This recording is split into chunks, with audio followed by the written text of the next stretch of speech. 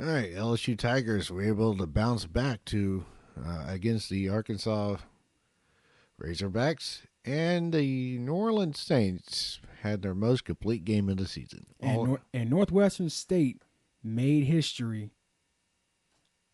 Go ahead, John. All that coming up.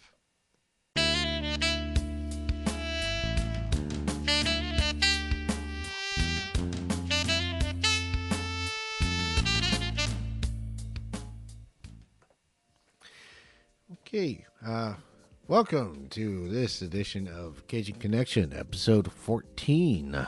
I'm your host, John Behrens. No, I'm Joshua Perkins.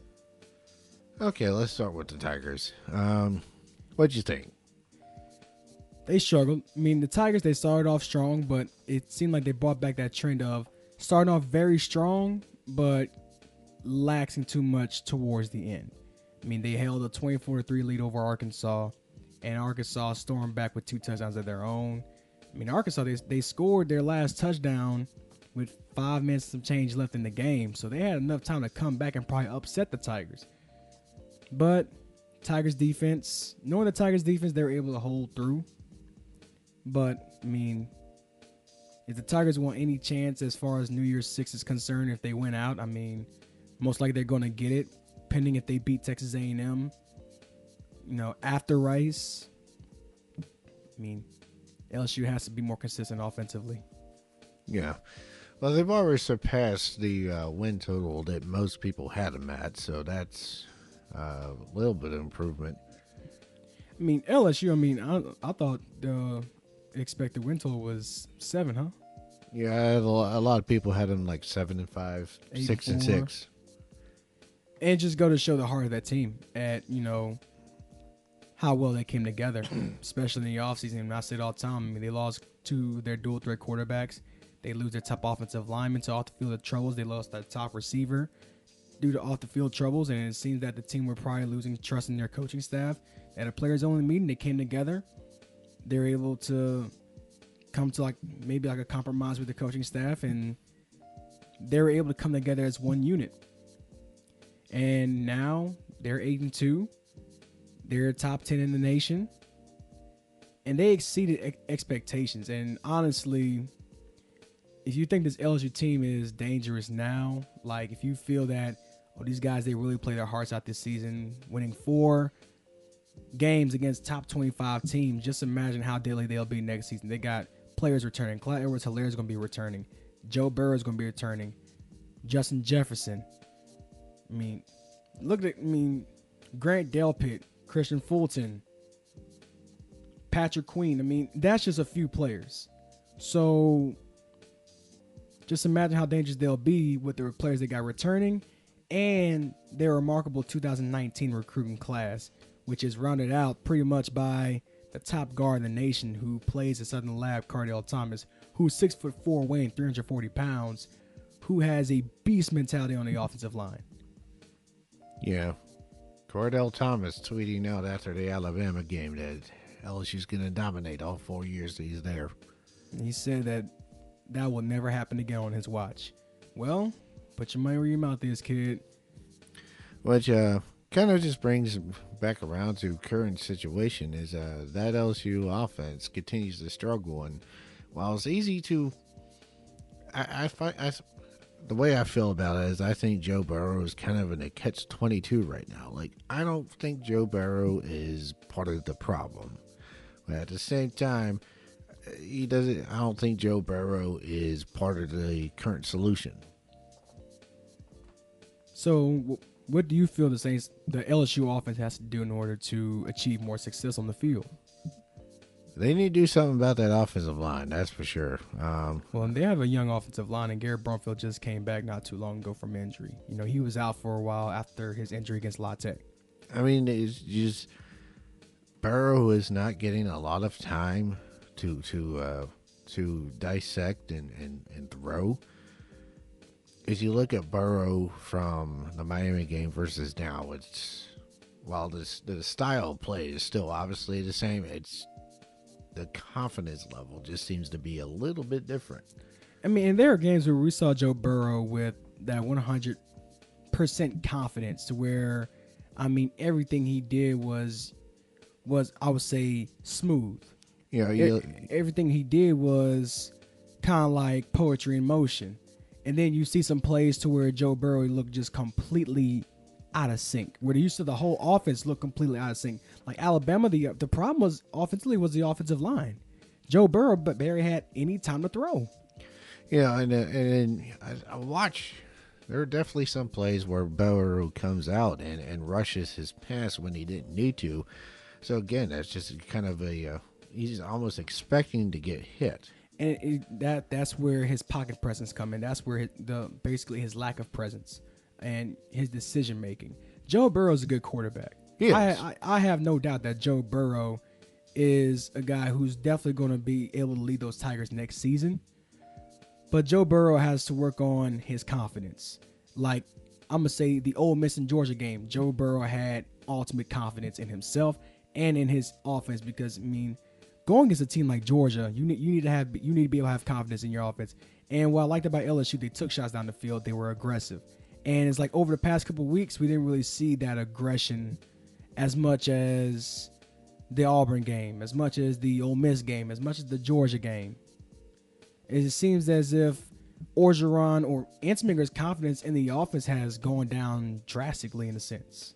Because when you watch Burrow play and he has time to pass and he realizes he has time to pass and he's not looking for the first person to dump it off to, he makes some really sharp, crisp passes to guys that are wide open. I mean, and Joe Burrow can make the throws. I mean, I can honestly say he's the first quarterback in a long time who can definitely make the plays that are needed in order to keep the drive going, in order to keep the momentum going. But like we go back to saying, it's just the confidence. It's just the decision making. And I feel that Joe Burrow can definitely do some soul searching and get his confidence together and to where he can run the offense consistently. LSU can have one of the more dangerous offenses in the nation, in my opinion, because they have all the pieces to have a lethal offense. They have all the pieces, and that's my first time saying it. I mean, over the years, it's only been the running game. Like, you know, guys like Jeremy Hill or Darius Geis or Leonard Fournette or Darrell Williams. But this is one of the first times where I could say that this LSU offense all around can achieve ultimate lethality. It's just the confidence level. And then with the offensive line, a good thing about the offensive line is that they're young. Most of them are coming back next season. Yeah. So the experience they're getting right now is definitely gonna pay dividends for them going into next season. And that's why I say this LSU offense is going to be very, very volatile next season. Yeah. Especially when you consider the some of the recruits coming in. You got Cordell Thomas out of Southern Lab, monster guard. I want to say they're also bringing in a 4-star tackle.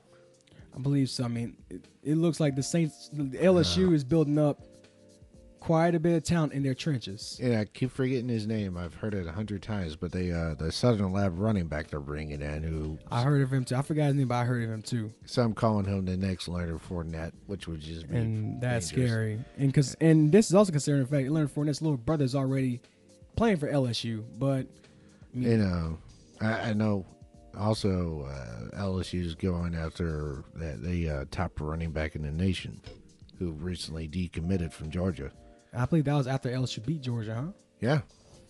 So, I mean, offensively, the future looks bright, you know.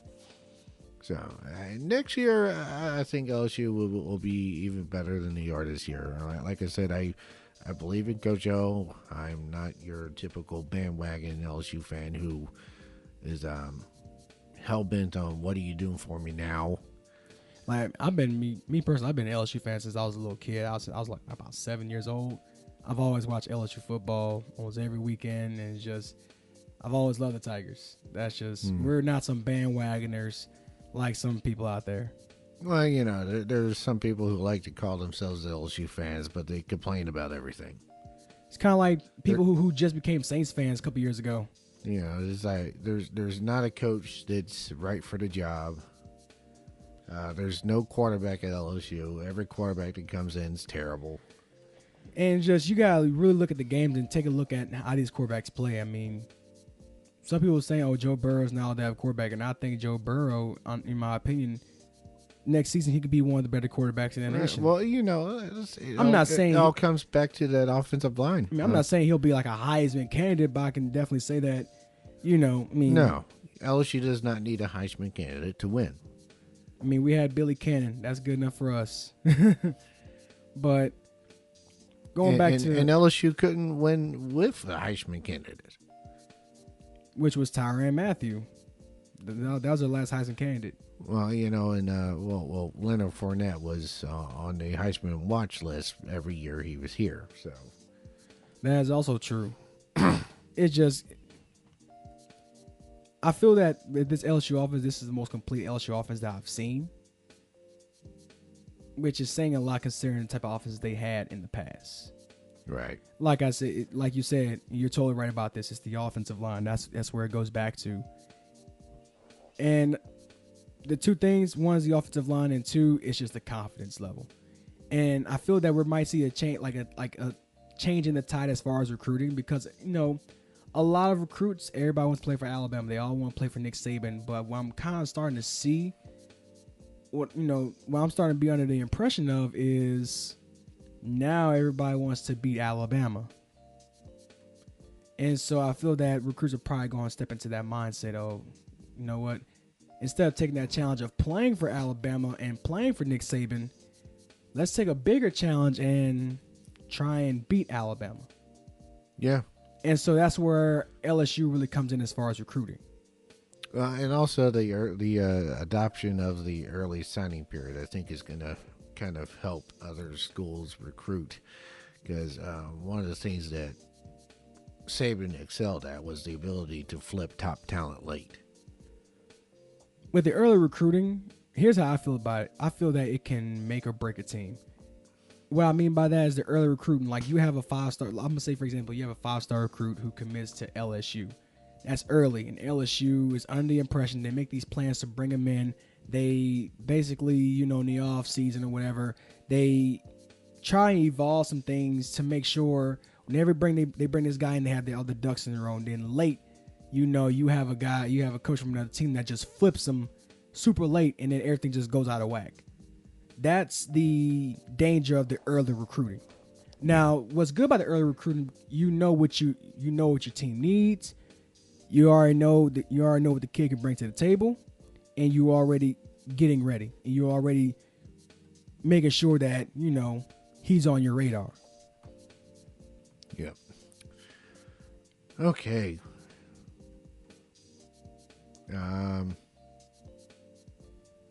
Yeah, New Orleans. They were up 35-7 at the half. Now, this week, the opponent did not come back and made it a close game. No, didn't happen. Saints kept their foot on the gas pedal. And it was a pretty solid. It's a pretty solid Cincinnati offense too. So, also, Cincinnati has the worst defense in the league. Well, yeah, but I was expecting more of a shootout, not a complete dominant, shutdown. I mean, the reason why we're expecting a shootout was due to, the Saints defense. They've been improving over the weeks, but their secondary has still been struggling. And Andy Dalton, he's a pretty good quarterback. I thought it was going to be a shootout. I turned the game, I watched the game. Next, Saints scored on the opening drive. Next thing you know, Cincinnati scored. It's 7-7. It's tough. I'm like, okay, we're about to have a shootout out there in the Who Dey Nation in Cincinnati. Yeah. And next thing you know, the Saints defense just started shutting them down. Mm-hmm. Saints offense scoring every drive. I'm watching this Saints offense. I'm just like, this makes no sense at all. My mindset was like, okay, if the Saints can get a stop or two and go up by 14, 17 points and hold that they could pull out with a pretty solid win. I didn't expect a 37-point blowout on the road. And this is the second year in a row that has happened. Remember, they went to Buffalo, and before they went to Buffalo was like undefeated at home at that point that season. Before the Saints went to Buffalo and blew them out 47-10. And also in that game, Drew Brees didn't even throw a single touchdown in that game. Saints just ran the ball down their throats. Over 300 yards rushing. I know what you're talking about. Like last year.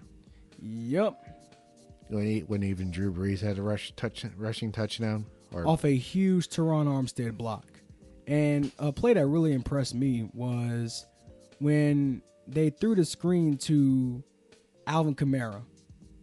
And Andrews Pete had a monster block. That was very impressive. Very impressive. Yeah. The Saints rushed for over 200 yards, and Drew Brees passed for over 200 yards.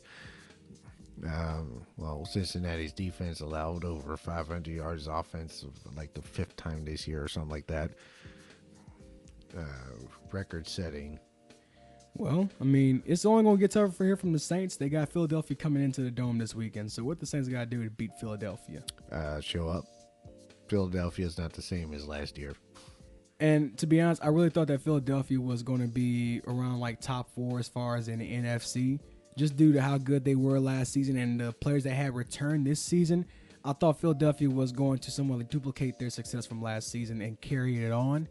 But apparently Philadelphia, they've been struggling. They even lost to Dallas Sunday night. And so this is a struggling Philadelphia team. And what I've noticed from Philadelphia is that they show when they want to, but now they're about to head to the Dome, which is probably the toughest place to play in the NFL. Yeah, one of them anyway. One of them, the U.S. Bank Stadium from Minnesota, that's another tough place to play. You're leaving out Foxborough. Let's not forget Heinz Field. Heinz Field, too. Yep. Let's not forget Lambeau, the legendary Lambeau Field. Any more you want to throw in there? Soldier Field. I'm done. Yeah, but let's see. What was I talking about? The defense actually held Cincinnati to 157 yards passing. That's a stat I actually overlooked, kind of. Yeah. Secondary had themselves a game. The run defense shut down as usual. I will say they held Cincinnati to under 300 yards offense. Yeah, they did actually. They held to I think over only 200. It was under 300 yards. And it was just funny watching Cincinnati try to run the Taysom Hill offense with Jeff Driscoll. That's the last guy you would want to run the offense with. I could see if you had a guy like, Lamar Jackson running it. It takes a fast quarterback to run it. Don't put in Jeff Driscoll to do that. Oh, yeah. And the funny thing is the announcers actually said this. It looks like the Saints' run defense had a harder time, or the Saints' defense had a harder time with Driscoll than with Dalton. That doesn't sound good for Andy Dalton at all. No. Eli Apple got his first interception as a Saint. And Marcus Williams nearly had a pick 6 in that game. Yeah. Although Apple's interception was more of a I can catch the ball too moment, with he getting batted up in the air 8 miles. I mean, Eli Apple, he's finding his stride in the Saints defense. He's just trying to get used to the Saints system. He's only been in New Orleans for 3 weeks now. So he's still trying to kind of get himself used to, coming all the way from New York to New Orleans. You're playing for a totally new defensive coordinator, a totally new team, a totally new system. So he's trying to get, he's trying to get used to things. Did you see that post-game picture of the former Buckeye guys meeting at center field? There's 8 or 9 of them. I did, actually. You had Sam. First, you had Sam Hubbard from Ohio State, who was their Cincinnati draft pick last season. You had Michael Thomas, Eli Apple, Marshawn Lattimore, Von Bell, J.T. Barrett, who's on the practice squad. It just goes to show how much influence, at the tradition of Ohio State. Goes to show how rich their tradition in their football program is. And I feel that's a post that should be shown to recruits aspiring to go to Ohio State to get them more motivation as far as, you go to Ohio State, this is what your future can hold for you. You could be in the NFL, especially even since the Jim Tressel days. I mean, Ohio State's been getting guys to NFL like crazy. Mm-hmm. I mean, you look at the guys that are in right now, like Terrell Pryor. You know, Really, that's it. Michael Thomas, Von Bell. Yeah. All I know. You said Jim Tressel, and I'm expecting a long list of Tressel players, like you know. Yeah, and then I just realized Urban Meyer's been at Ohio State for quite a long time right now. I mean, quite a while. Because the only players I remember from the Jim Tressel days was like Troy Brown, Terrell Pryor, Ted Ginn. Yeah. Okay. And the recently retired James Leonidas, or however you pronounce his last name. James Laurinaitis. Also, let's not forget. Wait, AJ Hawk went to Iowa, huh? Or did he go to Ohio State? I think it was Ohio State. AJ Hawk, he played for Jim Tressel. Mm-hmm. Maurice Claret, who was a top running back until he got into all that trouble. Lord. We're not gonna go to Ohio State. This is Cajun Connection. We're covering Saints football, covering LSU football. We're gonna cover the simple fact that Northwestern State Demons knocked off McNeese State for the first time in years. Okay, go ahead, John. I'm sorry. That fool held up the store across from the jail, across from the courtroom that he got tried at. What? Yeah, you didn't know that about Claret? What he did? He held up I want to say it was the grocery store or something, the convenience store, right across the street from the same courthouse that he ended up getting tried at. Kids, if you're listening, say no to drugs. I don't know what he was smoking, but I wouldn't want it neither. I'm just saying. Make better decisions in your life. That should be the lesson there. No, but yeah, Eagles next. I don't want to say Cowboys after that. Well, Cowboys is week 13, I believe. I think they gotta go through Pittsburgh first. Pittsburgh is sandwiched between. It's the Falcons after the Eagles, because Pittsburgh is sandwiched between Panthers. Okay. So I mean, it's Panthers, Steelers, Panthers. Okay. Oh well, yeah. That's to the very end of the season. Yeah, the final 3 games. Pull up their schedule. If I can just. Okay. Just go to schedule. I was. We're going through some difficulties right now. 16 games in a row, that's kind of hard to keep up with. Got a problem with it? You can fight us about it. So I know they play the Eagles next, and I want to say the Falcons are coming. That follows the Eagles. Yeah, and then when they play the Falcons, that'll be their last time this season going against the Falcons. They're going to be looking for a season sweep. The Panthers, both times they play the Panthers, that's going to be twice in 3 weeks. And so Saints and Panthers are going to be getting real acquainted with each other this season. But, I mean, that's a matchup I'm actually looking forward to, is against the Panthers. Oh, here we go. Especially since the Saints swept them all 3 times last season. In Carolina in a blowout victory, in the Dome, and then in the Dome again. Yeah, Cowboys. Eagles, Falcons, Cowboys. And then they go to Tampa Bay. I'm looking forward to that game. I want Fitzmagic to be out there. So, if the Saints can beat the Falcons and then the Eagles, they will have swept the NFL bird teams.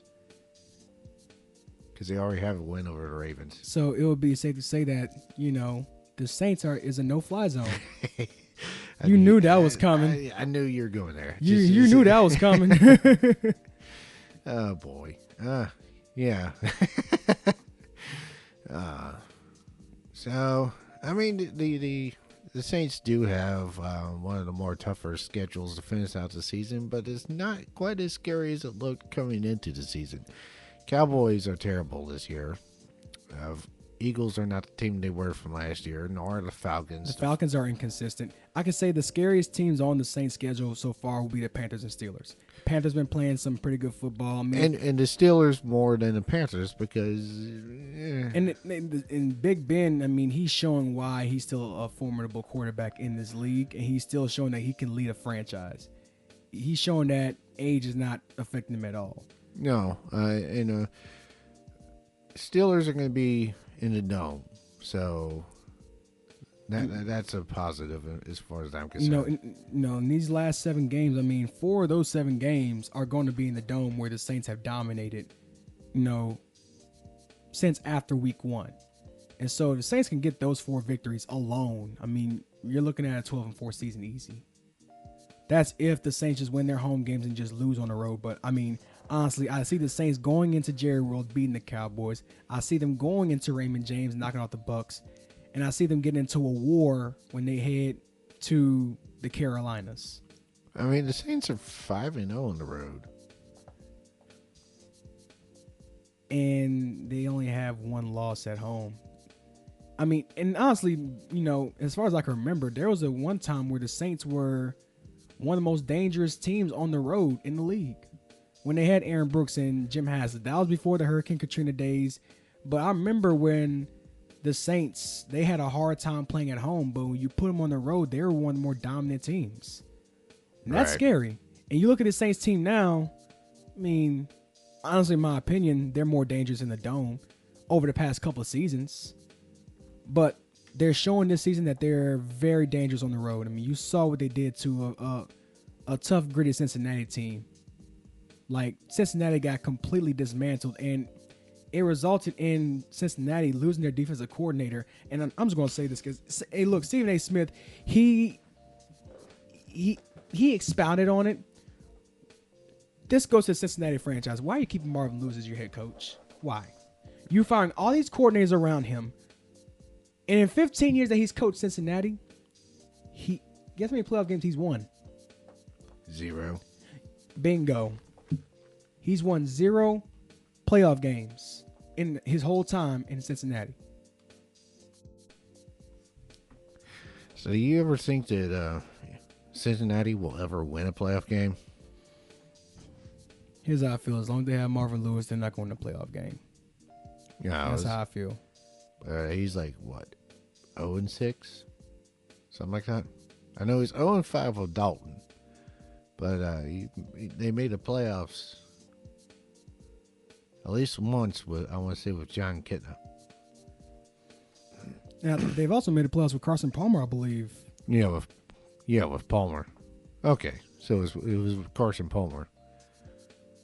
So they're at least 0-6, maybe 0-7. There were some years where Cincinnati was poised for a playoff run, but they were just choking the first game. Mm-hmm. Yeah. Even though I do credit Marvin Lewis for turning the Bengals around, after all, that they were the laughing stock or one of the laughing stocks of the NFL for quite some time.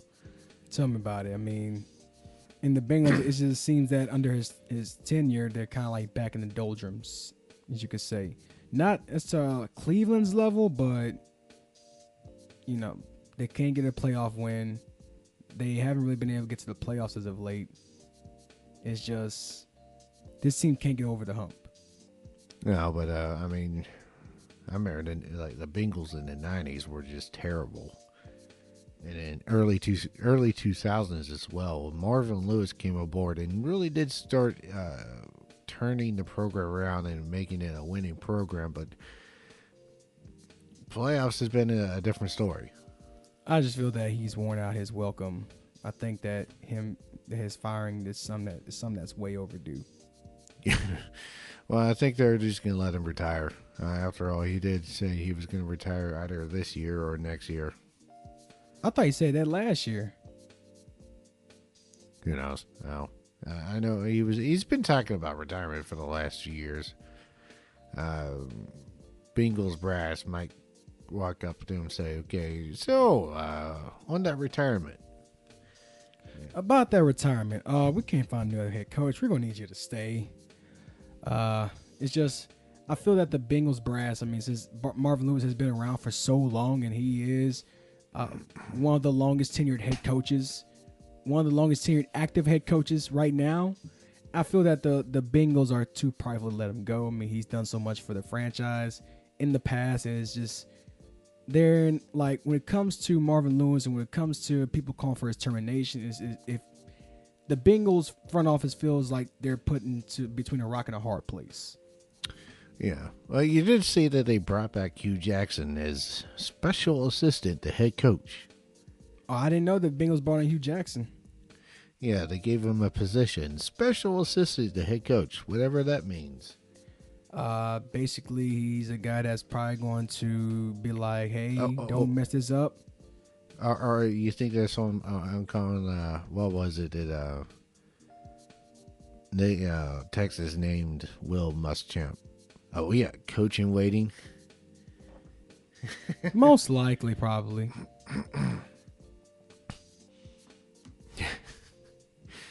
I don't know. Cincinnati's just kind of a question mark right now. Like, literally just scratching your head. Yeah. So what do you think about the Brandon Marshall signing? Especially on the heels of Des Bryant.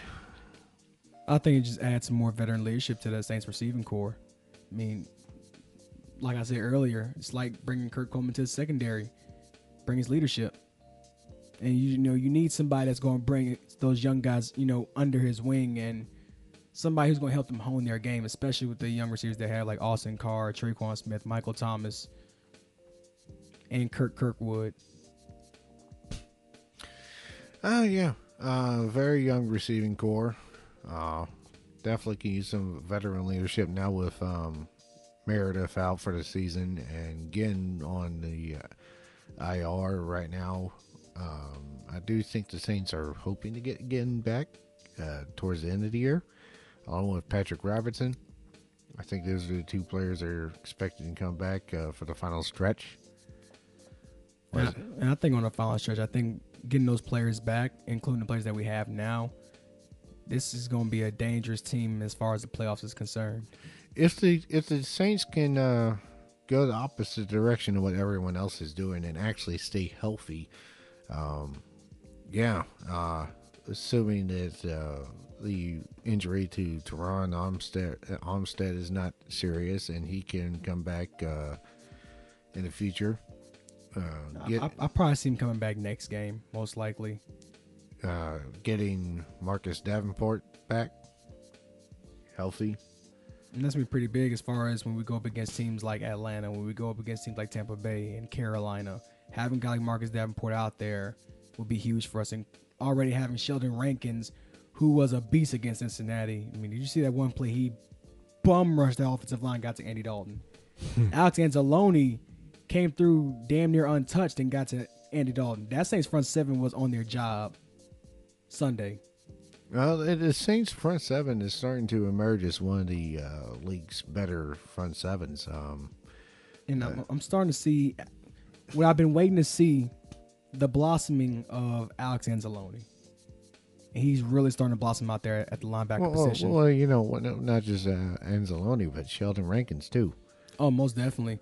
But with Alex Anzalone, like in his rookie season, he had a hard time in the beginning of the season. But I feel that he'll make more of an impact as a middle linebacker than an outside linebacker. I feel if you put him in the middle if you put him in an inside linebacker position and have him like in a tandem with Demario Davis, I think they could be a deadly linebacker tandem. Mm-hmm.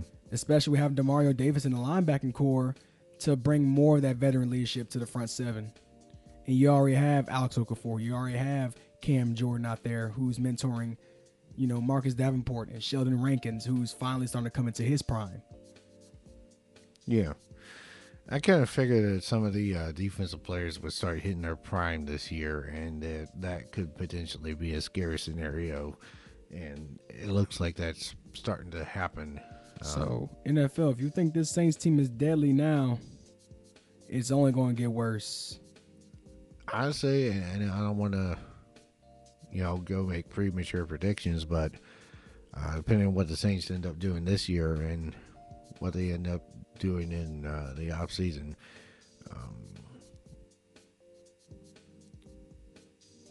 back-to-back Super Bowls. That could be a possibility. Finish out the Breeze era with a pair of trips to the big game.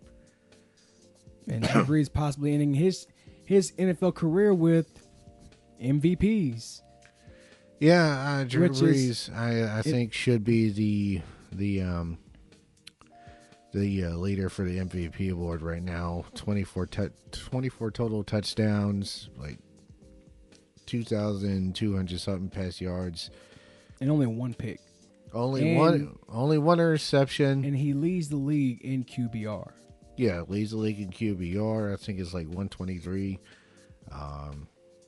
something like that. And a completion percentage of 77.1%. And so, I mean, it's no secret Drew Brees should be MVP. I mean, that's the only thing he has not done in his career was win MVP. That's the only thing he has not done in his career. He's won playoff games. He's won division titles, conference titles. He's won the Super Bowl. He's been to the Pro Bowl. He's been All-Pro. What else there is left to do? Oh, yeah. MVP. Okay, so that's been this episode of Cajun Connection. Thank you for joining us. I hope you join us next week. I'm John Behrens. I'm Joshua Perkins. Find us on Twitter at AI Sports 3. We're on Facebook at AI Sports Network.